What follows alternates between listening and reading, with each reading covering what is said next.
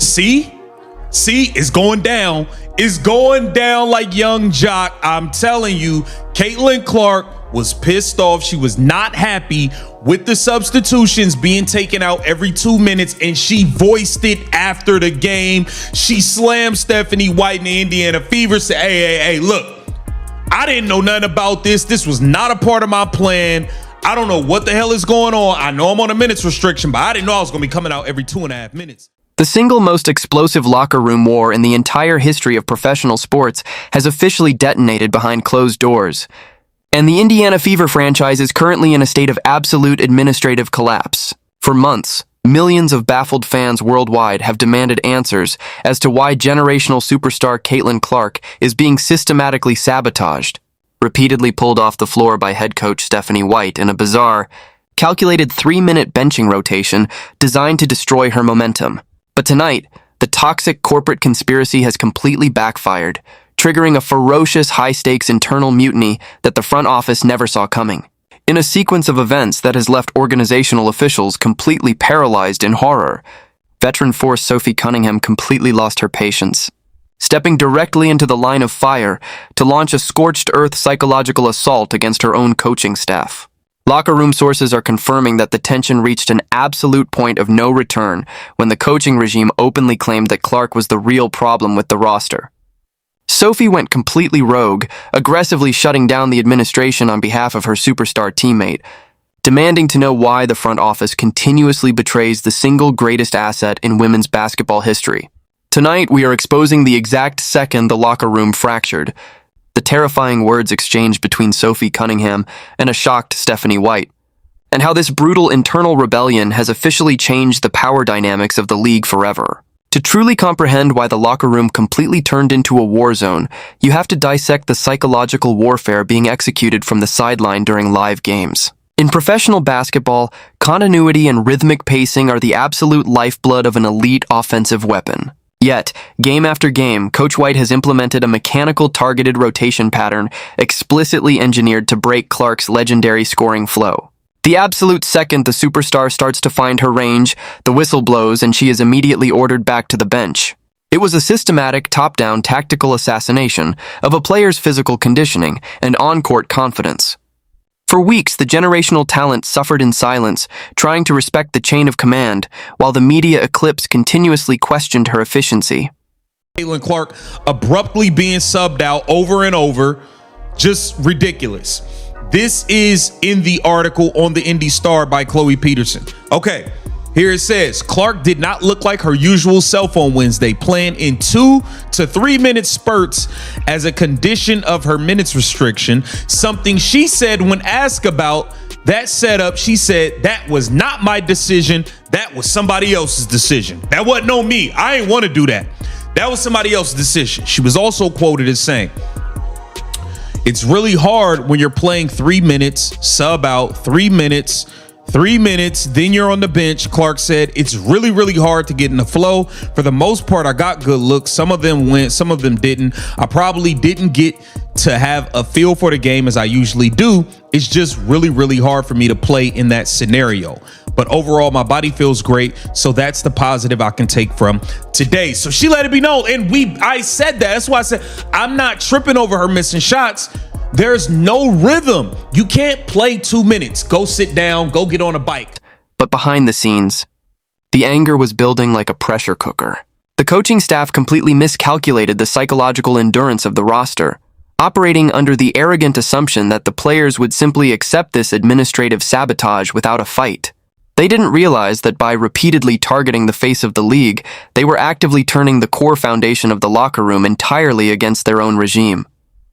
The absolute turning point occurred during a high-tension post-game team meeting where the coaching staff attempted to manipulate the narrative.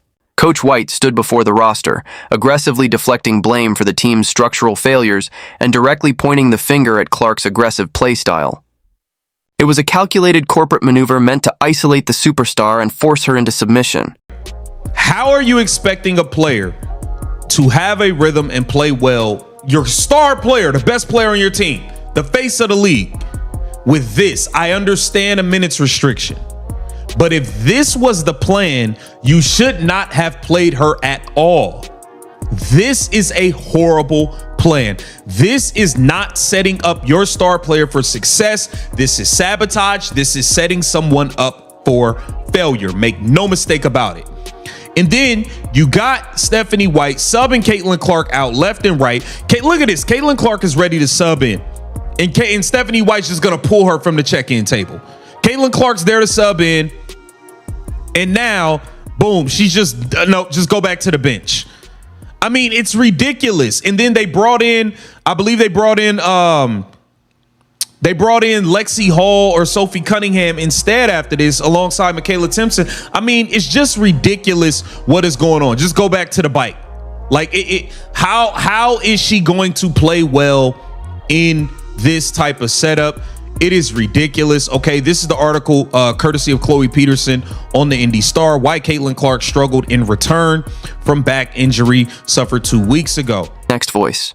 But before the staff could finish their corporate script, Sophie Cunningham completely erupted in pure, unadulterated fury.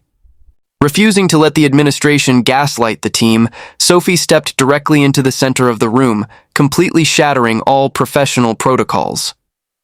She looked Coach White dead in the eye and demanded an immediate explanation for the continuous, systematic betrayal of Caitlin Clark.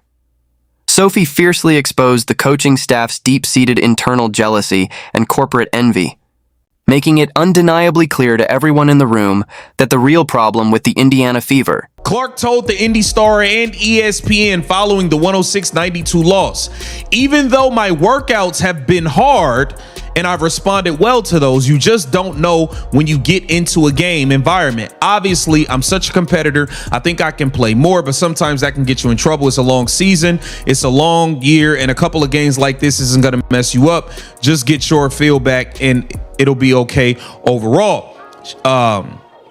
Stephanie White said, anytime you missed a couple of weeks, it's going to take time to get acclimated. It's going to take time to build endurance. Well, Stephanie White, you're talking about building endurance. Caitlin Clark said she wasn't even tired. So, like, y'all not on the same page. Y'all are not on the same page at all.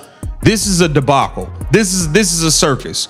Clark could never truly get into a rhythm because of those seemingly constant subs. She made sure her body stayed warm the entire time, using the exercise bike in periods off the court and wearing a heat therapy pad on her back. But with the amount of time she spent off the court, she couldn't ever get a true feel on how it was playing.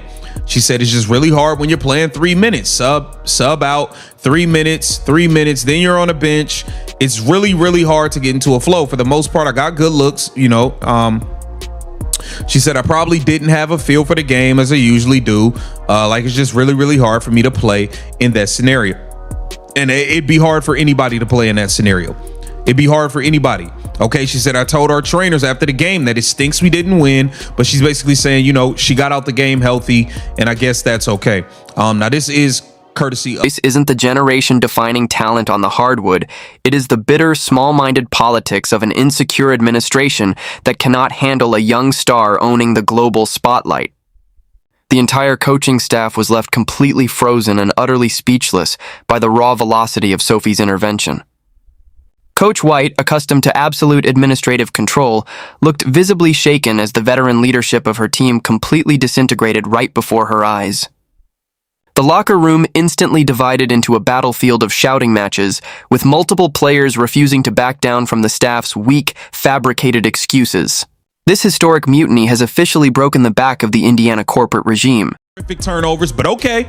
I felt like some of our rotations weren't there. As good of activity level as we had a game ago, I don't think we had that here tonight.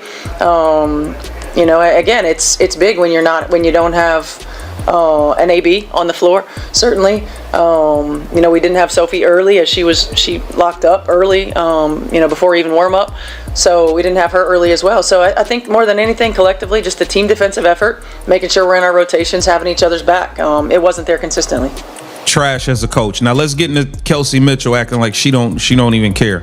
Like she don't need Caitlin. Like it's crazy, man. It's about showing up. It's my job. I'm gonna do my job every day. I think that this game can't be taken for granted. You gotta respect it. You gotta pour in whatever you got into it, and give that every time. I don't think there's an excuse that you can give to do this job, and I think that I do my damnedest to make sure that I show up. If I can lace them up and I can do what I need to do, then I'm gonna do it. If I can I respect that. But damn, it seemed like are you trying to say Caitlin not giving her all, not lacing them up, doing what she got to do? What are we talking about here? Thank you. Hi, ladies. Charlotte. I mean, I thought they did a great job at break point. Turnovers that led to It seemed like this game or something like there was. So it's always disjointed, disoriented when. Now they're gonna talk about by choosing to prioritize personal authority and administrative ego over team unity and athletic greatness. The coaching staff has successfully guaranteed the total destruction of the franchise's internal culture. Television networks, corporate empires, and millions of fans are already moving to cancel their financial commitments to Indiana. Completely disgusted by the toxic environment being manufactured by the current leadership, the hunters have officially become the hunted, and the front office is now operating in a state of total unmanaged panic as they realize they have lost control of their own players. The entire sports landscape has officially entered a permanent, unalterable state of transition, and the old power structures are completely shattering into dust. This historic crisis is no longer just a standard conversation about player minutes, defensive schemes, or team chemistry. This has officially evolved into a full-scale corporate war regarding loyalty, market leverage, and the ultimate power of superstar solidarity against a toxic establishment. Caitlin Clark and Sophie Cunningham have officially drawn a definitive line in the sand, and their relentless refusal to back down from an envious administration is about to spark a multi-million-dollar revolution that will leave their detractors completely ruined in the shadows of basketball history. more than they have leaned into her and built a team to play around her. They've spent 2 off seasons building a team to play without Caitlin Clark. It's clear as day. It's very simple, and I think the writing is pretty much already on the wall. At the end of the season, Kelsey Mitchell contract is up. Caitlin Clark is up for the Epic. Whatever. The Indiana Fever are going to be forced to pick a direction. They're either going to choose Kelsey Mitchell and Stephanie White, or they are going to choose Caitlin Clark. And I include Stephanie White in that because Stephanie White and Caitlin Clark, philosophically, they just don't see basketball from the same lens. It's that simple. I don't believe that they hate each other off the floor. I just don't think that on the floor, it's a good mix. I think they just see the game through 2 different lenses. And we have been yearning and calling for Stephanie White to actually stand up for, represent, and be front and center for Caitlin Clark. And she's refused to do it at every turn outside of a 30-second clip post the Alyssa Thomas situation, in which she backtracked on everything she said and made Alyssa Thomas the victim when her superstar point guard was the victim. It just